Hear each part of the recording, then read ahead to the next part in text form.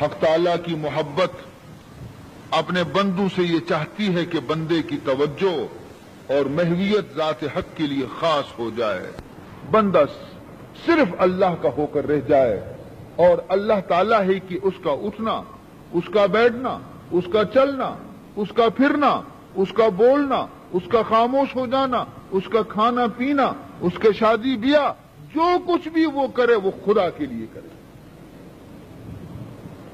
فرماتے ہیں قل ان صلاتی و نسکی و محیایا و مماتی للہ رب العالمین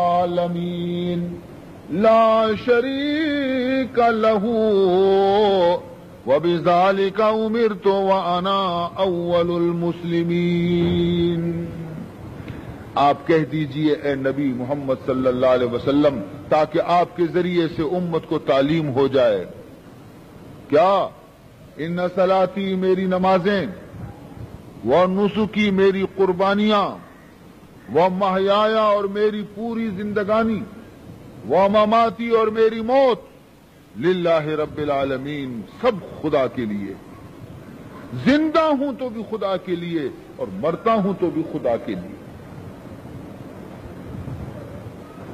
وہ خدا لا شریک لہو جس کا کوئی شریک نہیں، وہ وحدہ لا شریک ہے۔ وبذالک امرت اور مجھے اسی چیز کا حکم مل چکا ہے، وانا اول المسلمین سب سے پہلے اس حکم کے آگے میں اپنی گردن کو جھکانے والا ہوں۔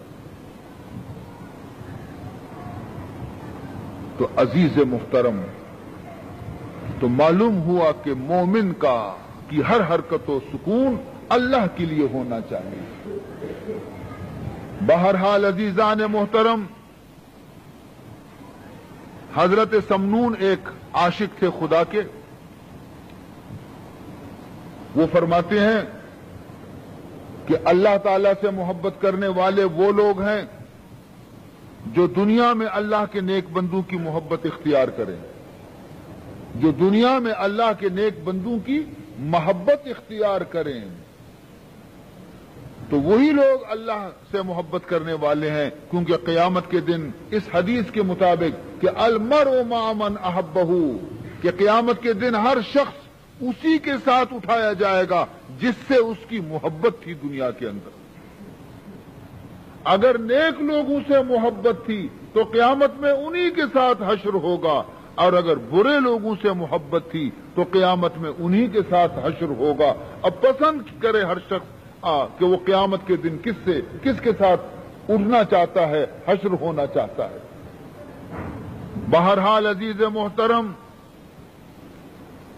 اللہ تبارک و تعالی نے صاف الفاظ میں ہمیں واضح کر کے بتلا دیا کہ تم نے اگر عبادتیں کی ہیں، تم نے اگر بندگیاں کی ہیں، تم نے اگر نیکیاں کی ہیں تو یہ تمہارے اپنے لیے ذخیرہ ہیں، مجھ پر کوئی احسان نہیں کیا ہے، البتہ یہ میرا کرم ہے کہ تم نے تھوڑا کیا اور میں نے بہت دے دیا تم کو۔ جانتے ہیں کہ روزے کی جزا کیا ہے؟ روزے کی جزا معلوم ہے کہ کیا ہے؟ کیا انعام ملتا ہے روزے دار کو؟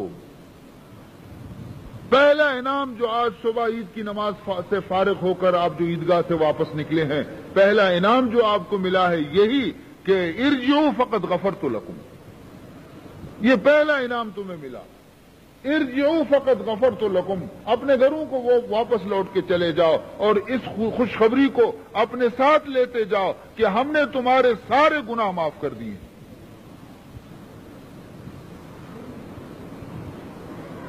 اور فرماتے ہیں یہ تو دنیا میں ہوا، اور آخرت میں سبحان اللہ فرماتے ہیں کہ روزے دار کے روزے کا ثواب ہم نے فرشتوں سے کہہ دیا ہے کہ تم مت لکھو، روزے دار کے ثواب کو تم مت لکھو، باقی جتنی عبادتیں وہ کرتا ہے اس کے ثواب لکھتے جاؤ، نماز کے ثواب، زکوٰۃ و صدقات و خیرات کا ثواب یہ لکھتے جاؤ، حج بیت اللہ کا ثواب لکھتے جاؤ، لیکن جب وہ روزہ رکھتا ہے تو اس کے ثواب کو چھوڑ دو۔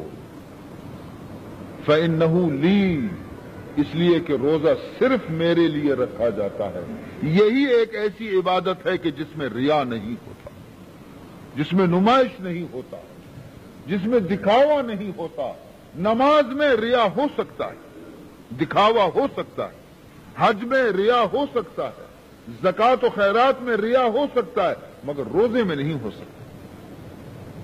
اگر کوئی شخص روزہ نہ رکھنا چاہے، دنیا والوں کے سامنے اپنے منہ کو سوکھا رکھے اور گھر میں جا کر کے خوب کھائے پیے موج کرے، کوئی دیکھنے والا نہیں، لیکن وہ تنہائی میں بھی بیچارہ پیاس سے مر رہا ہے، ایک قطرہ پانی کا نہیں پیتا.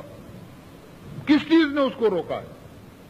کوئی دیکھنے والا نہیں، تنہا ہے، کمرے کے اندر بیٹھا ہے، ساری چیزیں موجود ہیں. وہ اگر چاہے تو کھا بھی سکتا ہے، پی بھی سکتا ہے، اور باہر نکل کے کہے میں روزے سے ہوں، ہو سکتا ہے. لیکن پھر بھی وہ نہیں کھاتا. کیوں نہیں کھاتا؟ اس لیے کہ وہ خدا سے ڈرتا ہے، اللہ کے لیے اس نے روزہ رکھا ہے. یہ روزہ ایک ایسی عبادت ہے کہ جس میں ریا نہیں. اسی لیے فرماتے ہیں الا الصوم، ساری عبادتوں کا ثواب اے فرشتوں تم لکھو، الا الصوم، مگر روزے کا ثواب مت لکھنا. فإنه لی، اس لیے کہ وہ صرف میرے لیے رکھا گیا ہے. وأنا أجزي به، اور قیامت کے دن اس روزے کا ثواب میں خود اپنے ہاتھوں سے روزے دار کو دوں گا. بہت بڑا ثواب ہوگا نا، تبھی تو اپنے ہاتھ سے دیں گے. معمولی ہو نا، کچھ چھوٹا موٹا انعام ہوگا تو کہیں گے بھائی چلو ڈپٹی کمشنر صاحب تقسیم کریں گے یہ انعام. اس سے زیادہ بڑا انعام ہوگا تو کمشنر صاحب تقسیم کریں گے. اس سے بڑا انعام ہوگا تو بھائی گورنر صاحب تقسیم کریں گے.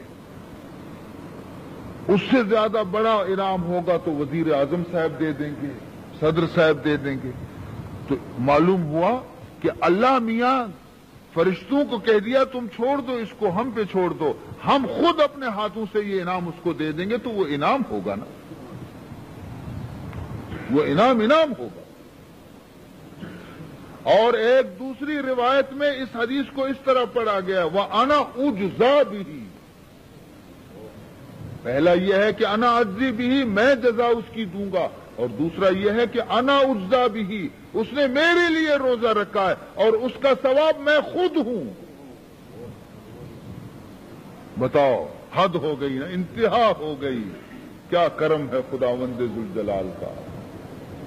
میرے محترم بزرگوں، بڑے خوش قسمت ہیں وہ لوگ جنہوں نے رمضان المبارک کے روزے رکھے، عبادتیں کی، اور لوگوں نے سمجھ لیا تھا کہ رمضان آیا ہے، خدا جانے یہ 30 روزے کب پورے ہو جائیں. پہاڑ نظر آتا تھا، چلے گیا، مسافر آیا اور چلا گیا. لوگوں نے اپنے دامن کو بھر لیا اللہ کی مغفرت سے. اور ایک چیز اور سناؤں آپ کو کہ اس مہینے کے اندر، شوال کے مہینے میں، حضور فرماتے ہیں کہ جس نے 6 روزے رکھے، شوال کے مہینے میں جس نے 6 روزے رکھے، تو ایسا سمجھ لو کہ رمضان کا پورا مہینہ رکھ دیا اور شوال میں 6 روزے رکھ دیے. تو فرماتے ہیں ایسا سمجھ لو کہ سارے سال میں اس نے روزہ رکھا، پورا سال وہ روزے دار رہا. اور یہ 6 روزے، آج تو عید ہے، کل سے شروع ہوں گے. اسی مہینے میں 6 روزے رکھنے ہیں. یہ ضروری نہیں کہ متواتر ہوں، پورے 6، 1، 2، 3، 4، 5، 6 نہیں، متواتر ہونا بھی ضروری نہیں. ایک کل رکھ لیا، 2 دن کے بعد ایک اور رکھ لیا، 3 دن کے بعد ایک اور رکھ لیا. اسی شوال کے مہینے میں 6 روزے پورے کرنے. 6 یہ ہو گئے، 30 آپ نے رمضان کے رکھے. اگر کچھ نہ ثواب نہ ملے تو کم از کم 1 کے 10 تو ملیں. 1 کے 10 تو یہ ہوئے اپنے 30 روزوں کے 300 ملے، اور باقی 6 روزوں کے 60 ملے، تو کل ہو گئے 360. اور سال کے دن بھی ہوتے ہیں 360. اس کا مطلب یہ ہوا کہ تم 360 دن روزے سے رہے، سال کا ثواب مل گیا. کام تھوڑا کرو، ثواب زیادہ ملے گا. یہ اس کی کرم ہے، اس کا دین ہے. میرے محترم بزرگوں، اب جو دولت اللہ تعالیٰ نے ہمیں اور آپ کو اس مہینے میں عطا کی ہے، بخشش کی، مغفرت کی، اب اس کی حفاظت کریں۔ اب اس کی حفاظت ہمارے ذمہ لازم ہے۔ جو نعمت ملی ہے اب اس کو سنبھالنا چاہیے، اس کی قدر کرنی چاہیے، یہ نہیں کہ اس کو گنوا دیں، کیونکہ شیطان آزاد ہو چکا ہے۔ پورے مہینے بھر جیل میں تھا وہ، اب جیل سے نکلنے کے بعد وہ دیکھ رہا ہے کہ پوری امت کی بخشش ہو گئی ہے، بھائی یہ تو سب جنتی بن گئے۔ وہ خاک اپنے سر پہ ڈال کے رو رو کے جا رہا ہے کہ بھائی یہ تو سب جنتی ہو گئے، میرے لیے تو کوئی نہیں بچا۔ تو اب یہ کیا کرے گا؟ یہ دوڑے گا اور پھرے گا، جو پونجی اور سرمایہ خدا کی طرف سے تمہیں ملی ہے اس کو لوٹنے کی کوشش کرے گا، اس کو غارت کرنے کی کوشش کرے گا، یعنی معصیت کے راستے پہ لوگوں کو ڈالے گا، گناہوں کے راستے پہ لوگوں کو ڈالے گا، کہے گا بھائی عید کا دن ہے چلو کچھ جوا کھیلیں، عید کا دن ہے چلو کچھ گناہ کے کام کریں۔ تو عید کا دن گناہ کے لیے نہیں ہوتا ہے، ثواب کے لیے ہوتا ہے۔ عزیز محترم، ملنے ملانے کا دن ہے، ایک دوسرے کو معاف کرنے کا دن ہے، ایک دوسرے سے محبت بڑھانے کا دن ہے۔ عید کا مطلب یہ ہوتا ہے، گناہ کرنے کا دن نہیں ہے۔ اسی لیے دولت تو خدا نے دے دی، اب اگر تمہارے اندر صلاحیت ہے تو اس کی حفاظت کرو۔ نماز پڑھ رہے ہو تو اسے مت چھوڑنا، یہ نہیں کہ بس لپیٹ کے رکھ دیا کہ خدا حافظ اگلے رمضان ملاقات ہوگی، یہ مت کہنا کہ اے نماز اب خدا حافظ الوداع، پڑھتے رہے تم کو پورے مہینے میں، اب خدا حافظ اگلے رمضان ملاقات ہوگی، یہ مت کرنا، اب پڑھتے رہو، کیونکہ ایک چیز ایک راستے پہ تم جب پڑھ چکے ہو، جا رہے ہو، اب تمہارے لیے مشکل نہیں ہے، مت رکو، چلے جاؤ اس راستے پر، ساری باتیں آسان ہو جائیں گی۔ میں بھی دعا کرتا ہوں، آپ بھی دعا کیجئے گا کہ اللہ تعالی ہم سب کو اپنے اوامر پر چلنے کی توفیق عطا فرمائے اور ہر قسم کی منہیات سے اللہ تعالی مجھے اور آپ کو محفوظ رکھے۔ اب جن حضرات نے سنتیں نہیں پڑھی ہیں وہ جلدی سے پڑھ لیں۔